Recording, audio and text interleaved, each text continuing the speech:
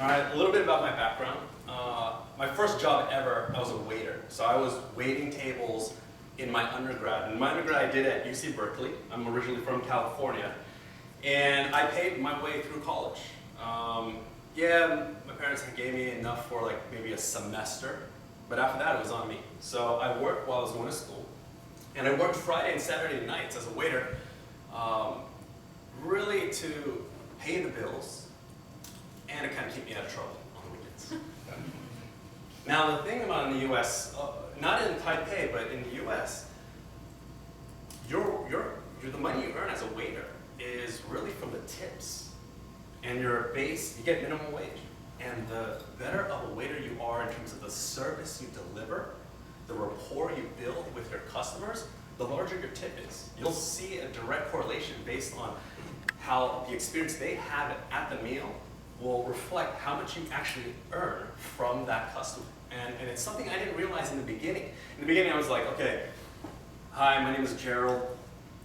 Welcome to Joe's Sushi Bar. I worked at a Japanese restaurant, right? What would you like to drink? Water, no ice, lemon. You, sir? Water, no ice, lemon. Man, my tip's low.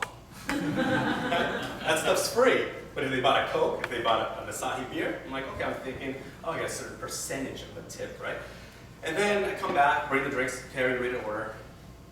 Would you like teriyaki chicken, a bowl of rice, and an extra plate? Oh man, right? They're cutting the dish in half. I'm like, oh. And it took me about a year to realize that I could have fun in that job. I can go and sit down and be like, hey, it's good to see you again. Where have you been lately? You know, I saw you 2 weeks ago, right? You had the teriyaki chicken. Did you want the same thing? Okay, you want to try something? If you like the teriyaki chicken, you're gonna love the salmon teriyaki. Salmon chicken. Uh-oh, I just upsold. Okay? But not only that, I added to their experience, right? And then I started seeing tips increase. So anyways, that's my first job. I didn't realize it was a sales job until maybe about, a little over half a year into it. Okay, my first internship while I was in college, I was a contractor. I booked painting jobs. I went and knocked on doors in the summer heat. Imagine this summer, like this, in the US. Now in the US, the houses aren't next to each other, right? Maybe there are, there's condos and townhouses, but you literally have to walk because there's a yard, there's a fence. And I would knock on doors for 8 hours a weekend and walk up and say, hey, we're going to be conducting free estimates.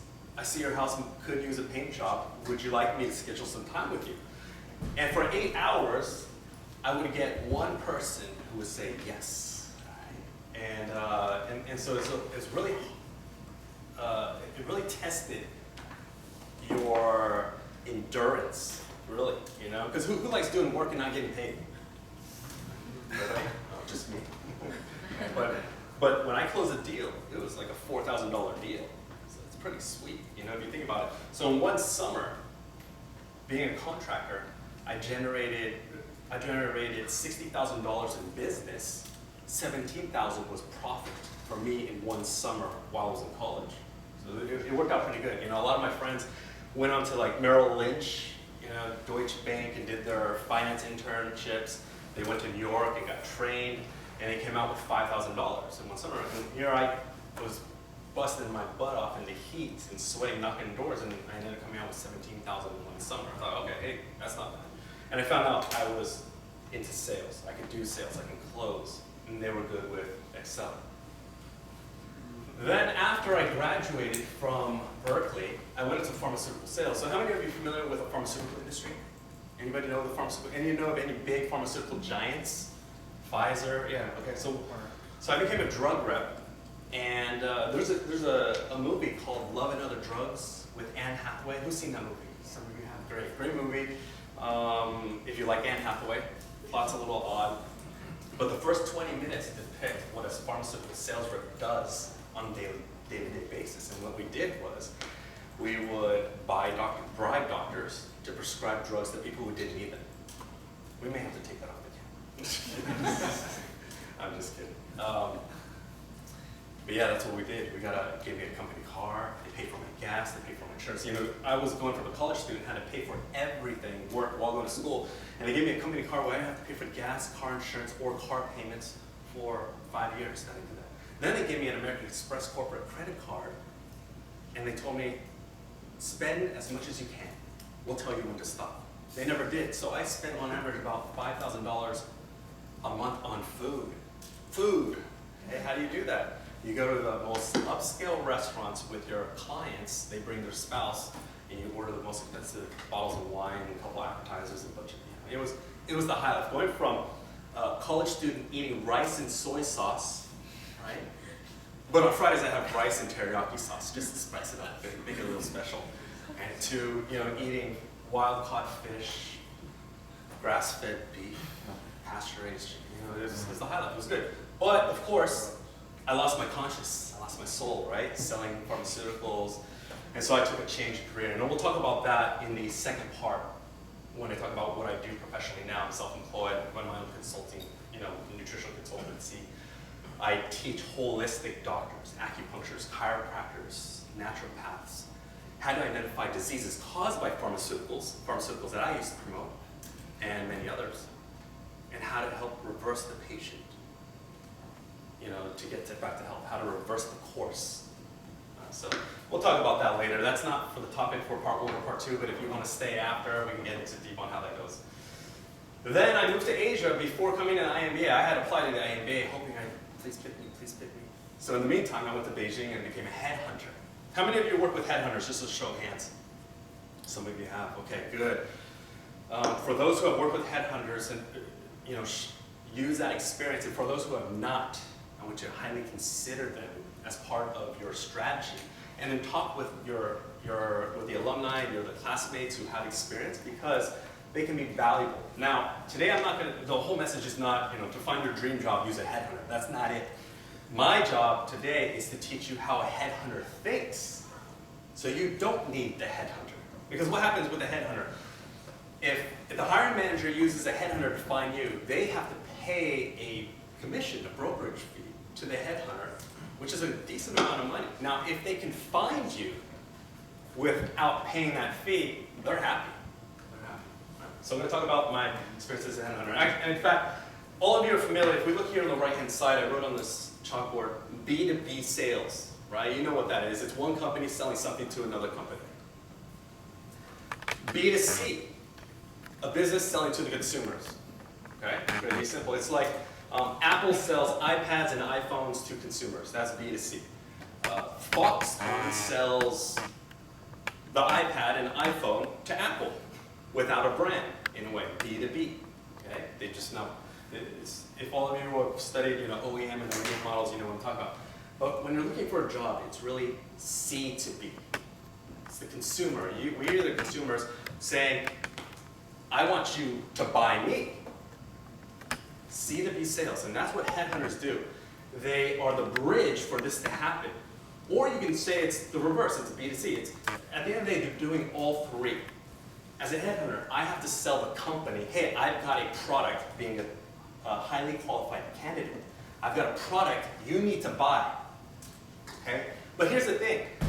Let's say, for example, I'm selling you a cell phone, and you're like, wow, I really like the cell phone. You're like, okay, I want to buy it, here's my credit card. And all of a sudden the cell phone goes, nope, don't want it. Salary's not high enough, benefits are not good enough, training's not there. So it's a little bit different. Now you can have the product say no. So that's why you also have headhunters have to do B2C. We have to sell the candidates on the company as much as we have to sell the company on the candidate. And then you almost find out you're like a marriage counselor, right? You gotta keep the two together through the whole process. Okay? But at the end of the day, when you don't use a headhunter, it becomes C to B, and that's what we have to focus on. Okay, so currently I'm self-employed. We'll talk about that more in the second part. All right, finding a job is basically sales and marketing. Finding a job is a job within itself. It's work. So to market yourself competitively, you have to at least think outside the box. What does that mean? Everyone uses that. If you're an accountant and you think outside the box, you end up like Enron. Okay? That's not what I'm suggesting. What I'm suggesting is you have to go beyond your current limits, go beyond what you think how things should work. How many of you are familiar with Tim Ferriss, author of the 4-Hour Workweek, 4-Hour Chef, 4-Hour Body? He's all about studying the person who's the expert in their field and learning what systems and processes they implement to become the expert. You know, a lot of people believe, oh, they're the expert in that field because they're just talented, right? Oh, they have all these talents, that's why they can do. Well, they created in their mind processes and systems to allow them to excel and become a specialist much more quickly. Okay, so you have to think out of the box. Go beyond your limits by looking at other people and what they're doing. Just provide excellent customer service. The greatest thing about living in Taipei, everyone is so nice. So nice. It's been the best vacation of my life, right? And imagine living here. You're like, I feel safer here than when I go back to the US. Okay? I think in the US right now there's a lot of protests going on. And so people are, you know, all over Facebook saying like, hey, this person got hit by a glass bottle. I'm like, oh my gosh. Okay, it's not only the guns I'm scared of, but glass bottles now. Here in Taiwan, what do? They recycle it. They don't throw it at people, right? How cool is that?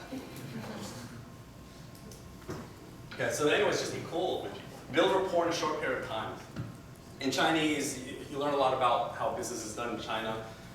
Yeah, 关系, building the rapport, the relationship is important. Just, are you good at that? Are you someone that people actually truly want to talk to?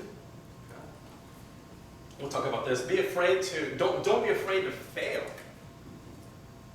There's a saying that when I grew up, it was, failure is not an option. I was like, okay, so I'm scared to fail. So if I was scared to fail, I wouldn't engage, right? If I'm going to fail this test that I'm not prepared to study for, I just don't take the test. And I'll withdraw from the class. I won't fail that way if I withdraw from the class, right? That's a very suppressive strategy.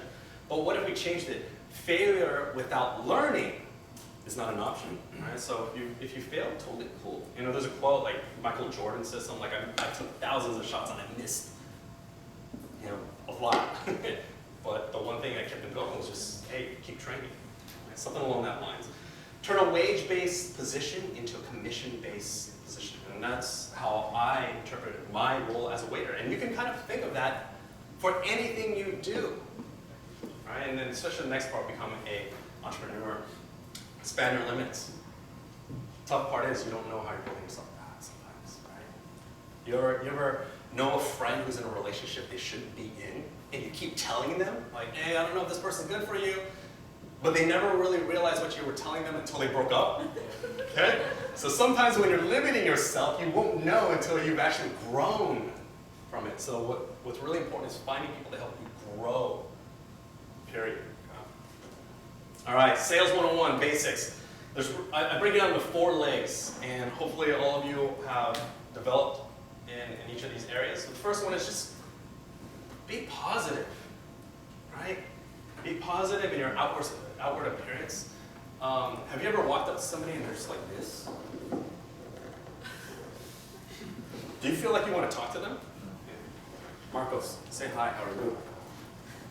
Go, how are you doing? Say it to me. Hi. Yeah, go, how are you doing? How are you doing, man? Okay, that's not fun. Was that fun for you? Wasn't fun for me, right? But if I go, hey Marcos, how good to see you. How have you been? Hey. Okay, I didn't ask him to shake my hand, but he did. No. I'm just kidding. Marcos and I are from the same class, and so it's very different, you know. So even from how I say things and what my intention is to how I move, and right, you can do that. And as long as you're aware of that, be aware of that in every moment. You know, whether you're in an interview, whether you're on the job, whether you're in class.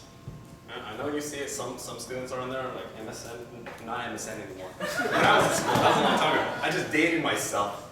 2006, yeah, we would use MSN Messenger. Now it's gone, now it's Skype, right? But whatever, we're using nowadays Facebook messaging.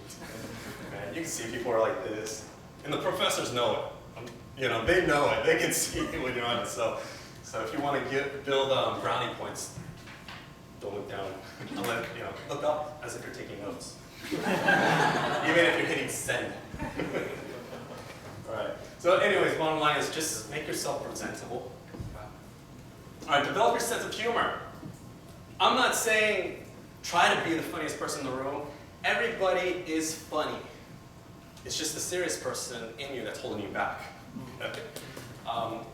I took a stand-up comedy class. Don't expect me to do a bit right now. That's not what I'm here to do. But there's actual theory on how to tell jokes. It's amazing. And it's a simple class. And once you learn the theory, you start watching other comedians, you're like, wow, that's amazing, where they take it. And comedians are hard workers, Even though some didn't go to college, they work their butts off and they're sharp people. Improvisation class. These are mainly available in the US. I don't know if they're available in other countries where you're from, but improv is all about how to think quickly. Right? There's many TV shows that are now about improv. Take an acting class, right? And it's really good to try to play different roles, because what happens is when you play different roles, you start to expand who you are.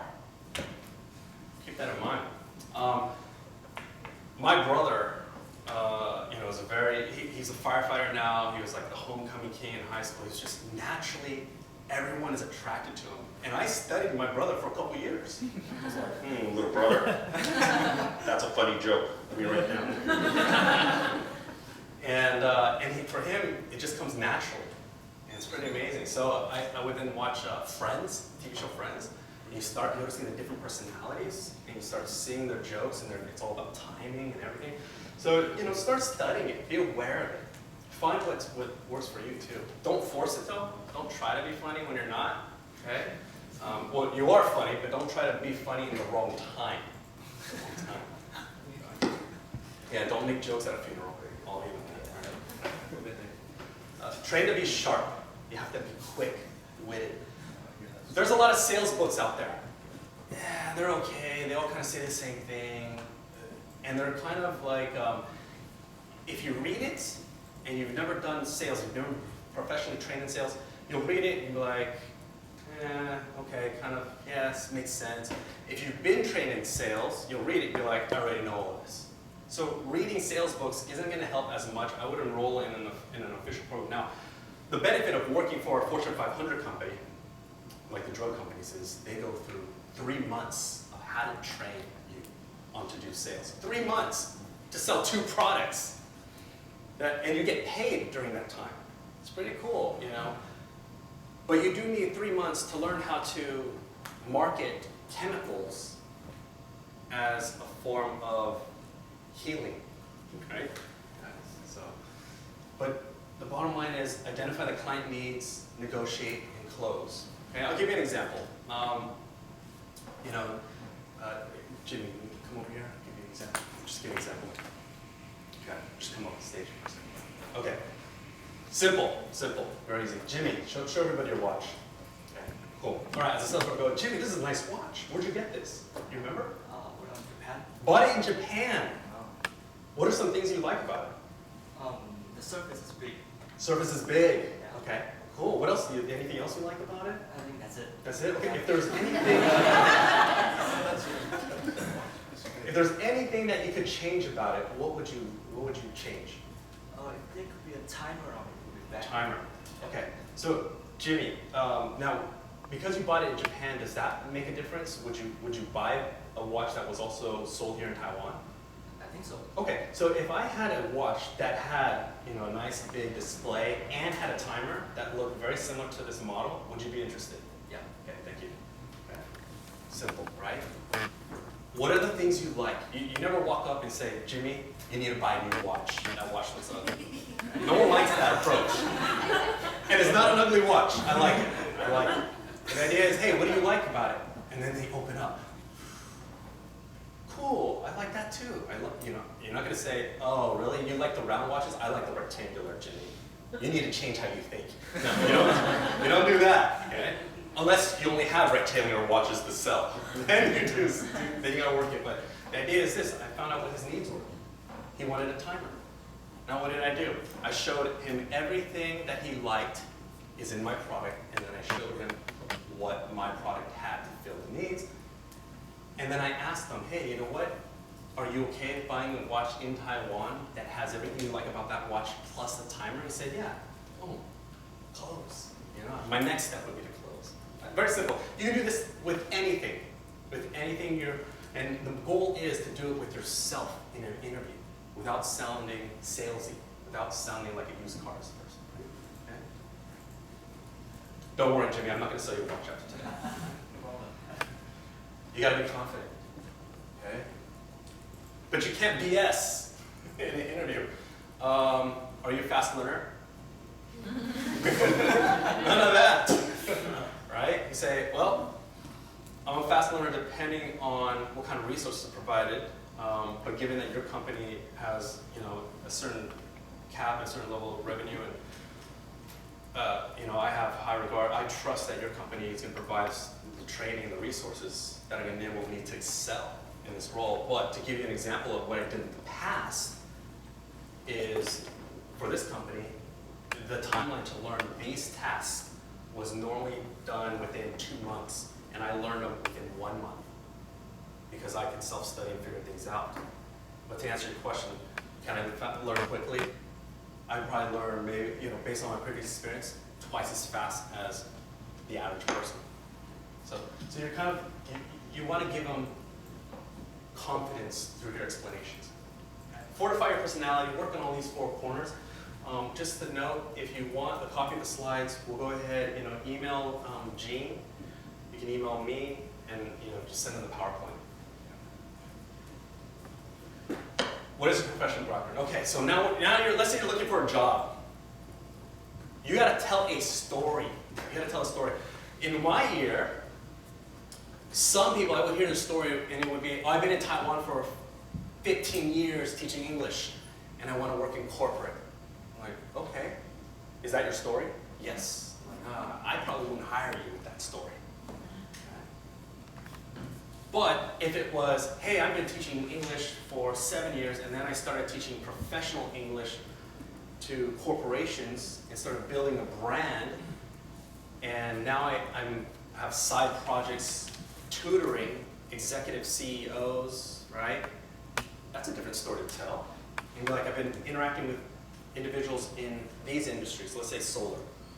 And you're in an interview for solar, right? Yeah, I've been working with these individuals for solar, and this is my knowledge about the industry. And in that moment, you actually made yourself a very qualified candidate by knowing more about solar than probably their own employees, because you've been interacting with CEOs, teaching them English. Right? And that's a cool story to tell. So what's your story? My story when it came to the IMBA, I was in pharmaceutical sales, I left. And then I was thinking in the US, the next step up is medical devices. In the US, in Taiwan it's backwards. In Taiwan, if you go into medical devices, your goal is to get into pharmaceuticals. It's a little bit backwards here. Or we'll say it's backwards in the US. We make this the area of focus. But in the US, it's, if you go in pharmaceuticals, you go into medical devices. So I came here thinking, I'm going to go into medical devices. And so at the end of my first year, I already had almost 6 months into the program, I had an internship lined up. Getting an internship is easy here in Taiwan. Very easy. What did I do? It's a little side topic. I just talked to people. I'm like, hey, yeah, I'm interested in medical devices. And I started talking to classmates, and then they had friends working in medical device companies. And then I talked to alumni who were working at medical device companies. And I just had a couple informational meetings, and I was offered basically 2 for 2. 2 internships, both each paid $1,000 a month US. I'm like, hey, that's cool. $1,000 extra money, and an internship gave me medical device experience, setting me up for my next step if I go back to the US. I'm like, perfect. So make a story that's career-oriented, right? And start looking. For those who are first years, start looking for an internship yesterday.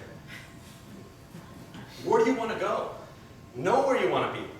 Okay, so I knew where I wanted to be.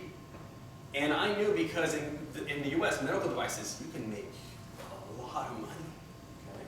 Of course, my career changed. What I wanted changed. But have a plan of going some direction. 10 years ago, if you asked me, would you be back in Taiwan at your MBA school, talking to other classmates and alumni? I'm like, I have no idea. I would not even know that. But if you asked me 10 years ago, where did I want to go? I would give you an answer. I would tell you a story no matter what. And it was enough to get me to make one step somewhere. Right, somewhere. Okay, so have a story no matter what, no matter when. All right, now where do you want to go? It's very important you decide function. I'm good at sales. Now I'm good at a lot of things because of the IMBA program, right? Accounting, finance, and learn a lot. You get exposure to every facet of business. being an entrepreneur, you have to be in control of every facet of the business. But what are you good at prior to coming to the IMBA? Have you done finance? Have you done marketing? Have you done brand development? Have you done human resources? What are you good at? That's your strength. Do you like it? If you don't, then you've got to find a story to help transition you from what you're good at to what you want to be good at. You also have to find out what industry. Never go into an interview and go, anything's good for me. You know, you go into an interview and sometimes the HR person will test you. You know, you don't fit for us in sales, but we might have a position in marketing. Yes, I'll take it. Sound desperate? You can say yes, I'll take it. It's a test, actually. That question is a test. Are you desperate? Okay? And sometimes they'll do that trick. Anybody ran into that before? Okay. Now, in some situations, it might be serious. It might be serious. And in that situation, it's when you're a consultant. So I'm a consultant to a lot of my clients, and I'll help them clinically help their patients become healthy and not medicated. But some of them go, hey, can you help my business grow? I'm like, yeah, I can help with that. So if they're asking me a different area of our original meeting, I can say yes because I'm in a consultant position. And lastly, have a list of companies. Who do you want to target? Who do you want to target? Do you want big cap? Do you want multinational? Do you want Fortune 500? Do you want startup? Do you want, VC work? Do you want private equity? What companies?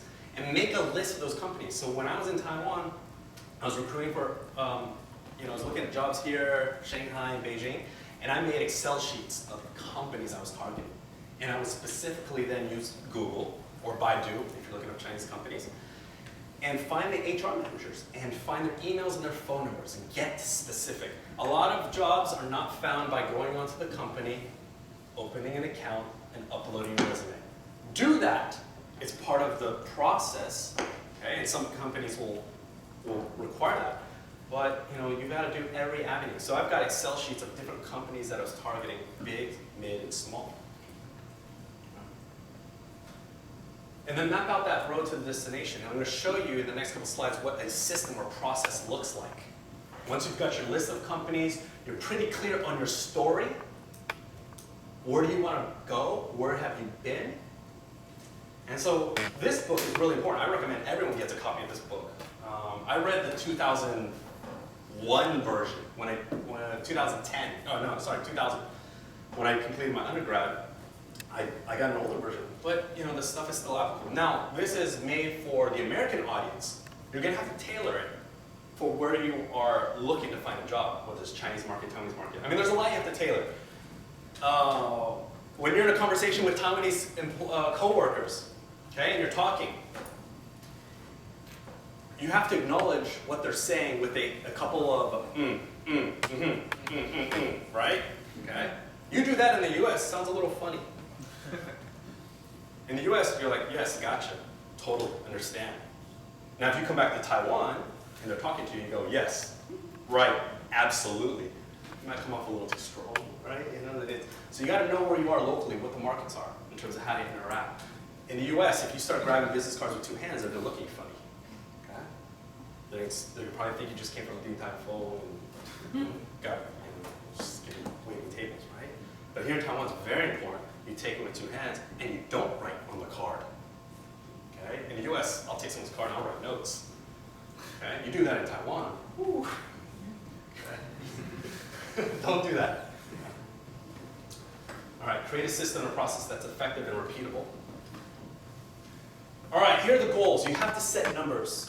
Because finding a job is about numbers. It's a numbers game. The more resumes you send out, high quality resumes, targeted resumes, the more interviews you get. The more interviews you get, the more job offers you get. I was always on my own, financing my life since I was a freshman.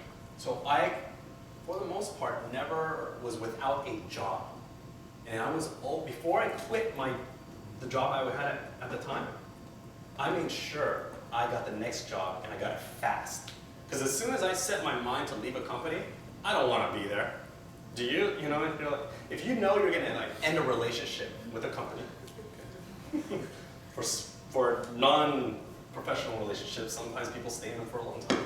Okay, but as soon as you decide to end it, and you want to move forward, go all in, 100%. Don't, right? Don't take it as, if I find something better, I find something better. So my goal is to get 3 offers in 2 months. Every time I found a job, I would get at least 3 offers in 2 months. It's pretty cool, because if you get 1 job offer, you kind of have to take it. And you can't negotiate as well or as much. You have to risk walking away. Now, if I got 3 offers, I can go in and say, hey, look, I really want to work for your company, but this company here has just as awesome benefits and resources, and they're offering 10% more than you. If you can come over the top another 5% or 10%, I'd be happy to join your firm. And I really actually, honestly want to join your firm. Unfortunately, the numbers do make sense to go there, So if you've got 3 offers, you can. There's a Chinese Tony, or not, it's not a Tony, but it's, if you say it in English, it's literally compare 3 offers or you're going to lose out. 货比三家, don't miss out on the opportunity. It's like when you're going to rent an apartment. You just rent the first apartment you look at, or are you going to go look at 3 apartments to gauge the market? You look at 3. Okay, so network with at least 10 people in the desired industry and function each week. Send 10 tailored resumes and cover letters each day. It really has to be, your resume has to be like your marketing tool. I've seen some bad resumes, and I've seen some good ones. The good ones get you into the interview. The bad ones, they immediately throw you out. I send them with Microsoft Outlook, because in Outlook, I can set it so it sends at 10 a.m. Why do I send at 10 a.m.? Any ideas why? And not at 2 a.m.? At 2 a.m., they're not in the office. Hopefully they're not. If they're working at 2 a.m. in that office, you don't want to work for that company. Okay? There's some companies that do that. But the idea is that you want the HR manager gets into the computer, sits down, goes through the 150 emails from the other 150 applicants who sent their resumes. Are they going to get to 150 emails within an hour or 2 hours? That might take a while. But here they are sitting, and all of a sudden, boom, the bottom right-hand corner pops up.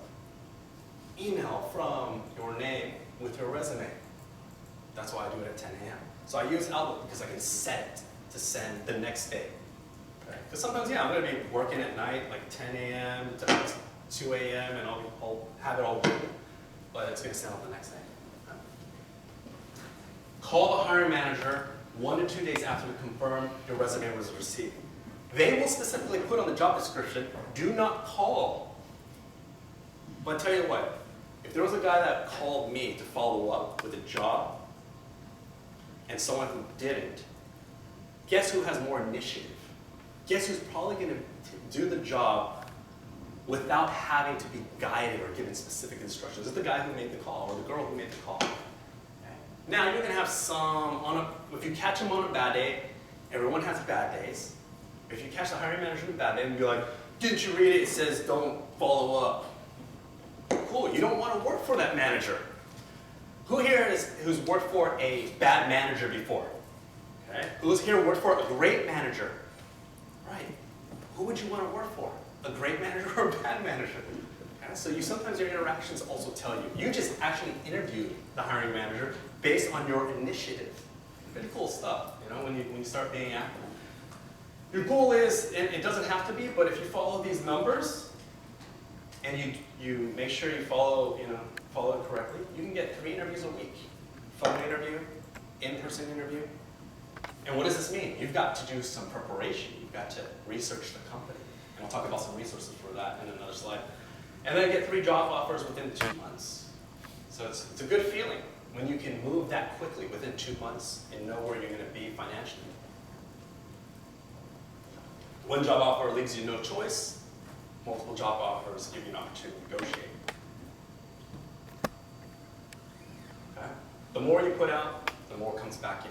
Just remember that. I know some people who, they'll go, can you help me with my resume? I'm like, yeah. Or no, they'll say, my resume's good. I already paid someone to do it. That was the first mistake. They paid someone to do the resume. Right? That's how come you didn't do it? It was too hard. Oh. Yeah, I don't know if I can help you. But anyways, they're like, okay, I asked them, how many interviews have you had recently? I haven't had any. For how long? For 10 months. For 10 months, you haven't had any interviews. What kind of work have you done? Did you do any of these? Did you set goals? No. I'm like, okay, well, start with this. Meet these goals. And if you hit those goals, yeah, you'll get some opportunities. Get known by the headhunters.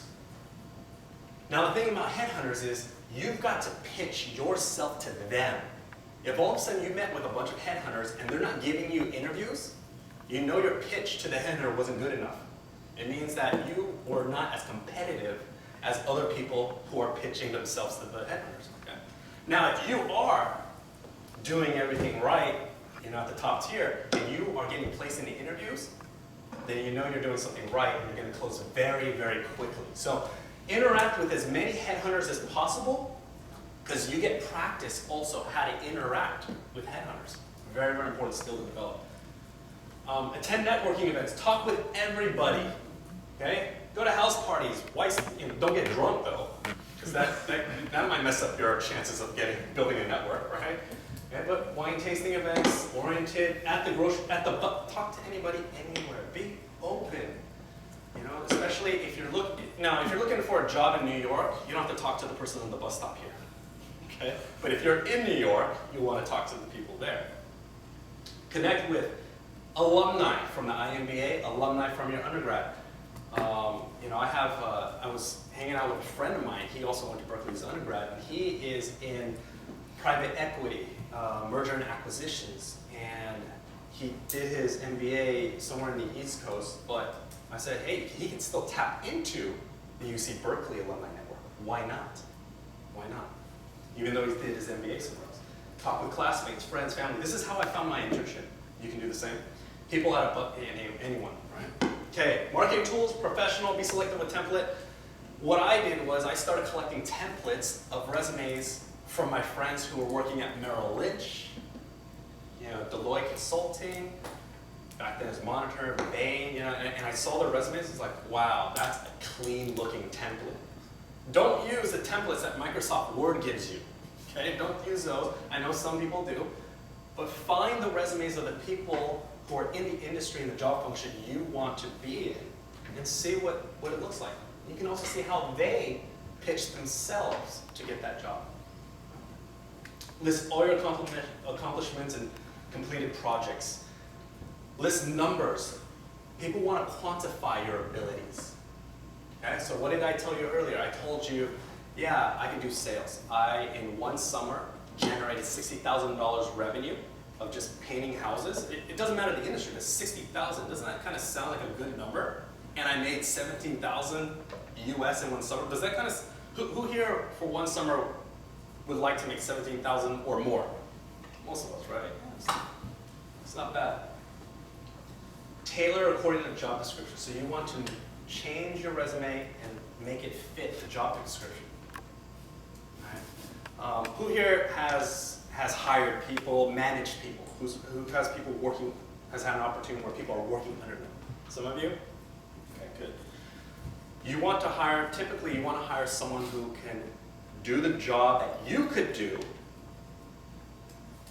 at a lower rate, right?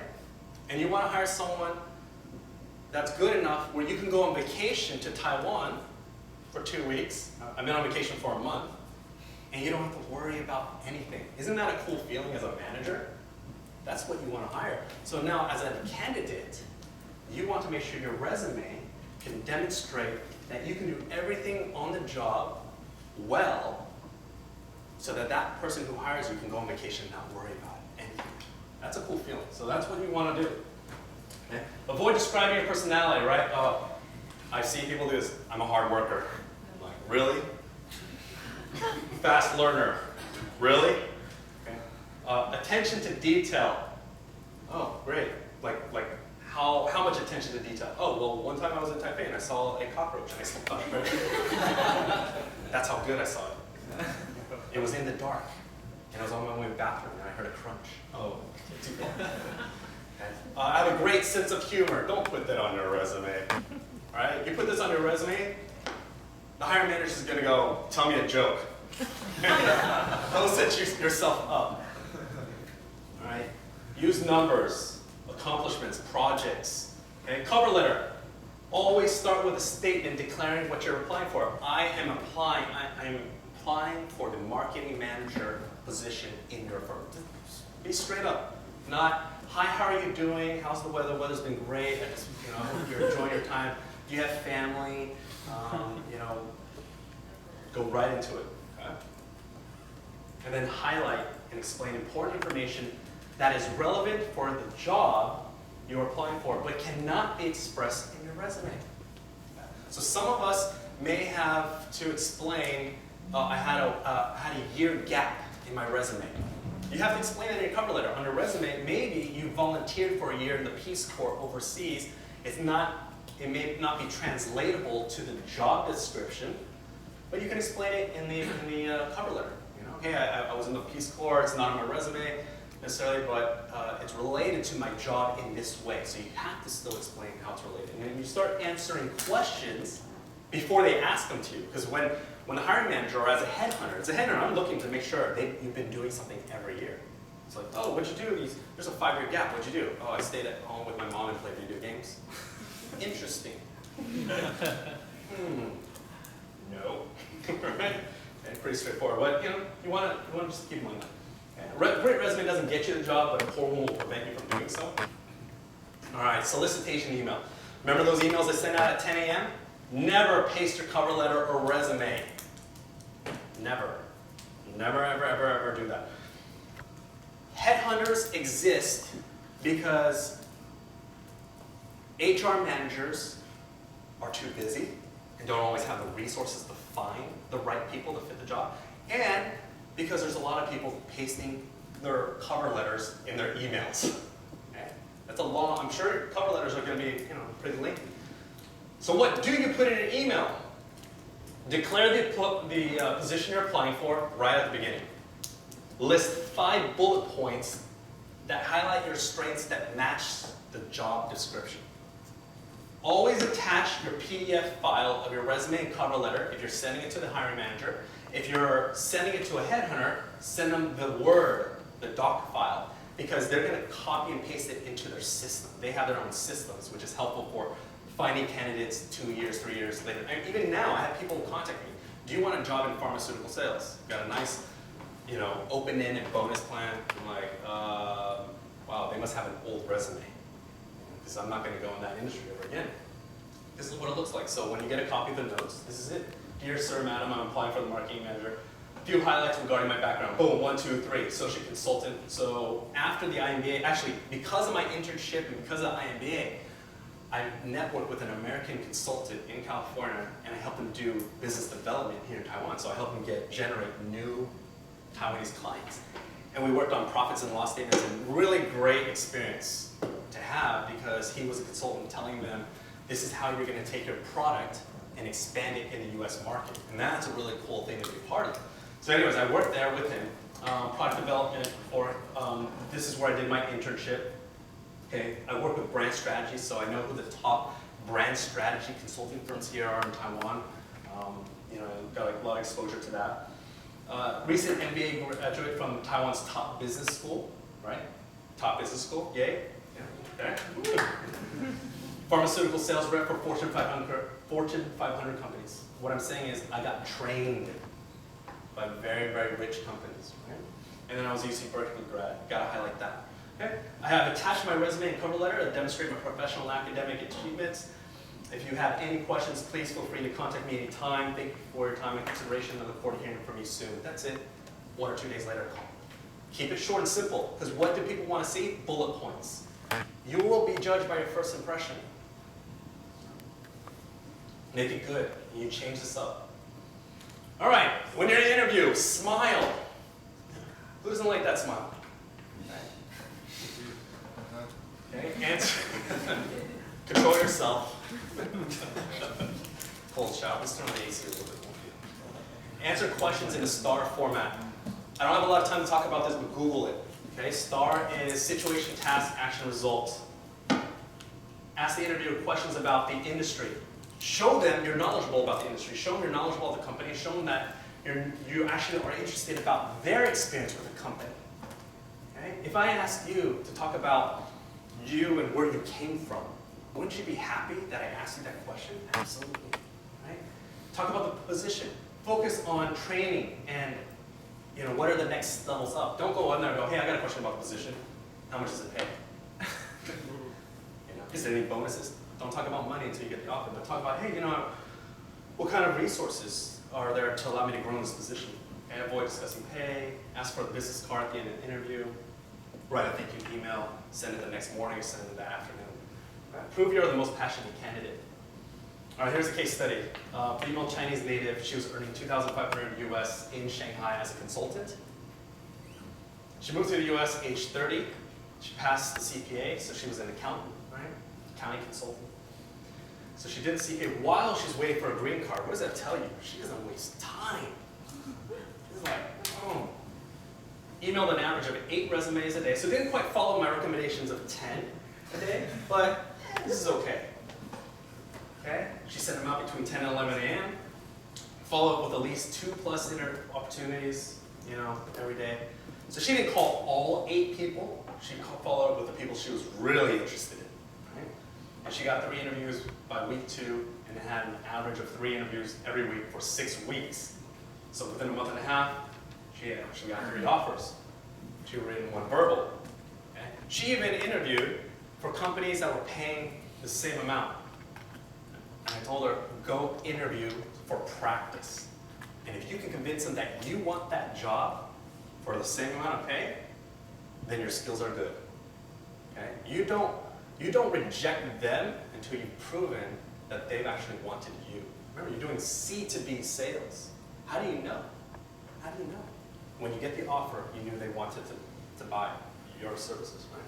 Okay. So this is my wife. So, yeah, I'm a little disappointed. A little bit. But hey, you know what? And of course, yeah, that same intensity. She studied the CPA exams while she's waiting for a green card because she's bored. When she gets bored, she starts telling me what to do. So I'm like, what's the next CPA exam she can take? Oh, she's passing. I'm gonna find something else. Anyway, she accepted a job as a finance and accounting consultant. She's making decent. I could relax a little bit. Like, you buy lunch now. Okay, here's what it is. We ran over a little time. Do you want to do Q&A or do you want me to get into essentials of entrepreneur? And I will fly through it. We'll take a vote. You want to do Q&A for this? Raise your hand. Okay. You want me to get into the next topic? Raise your hand. Okay. All right, let's do that.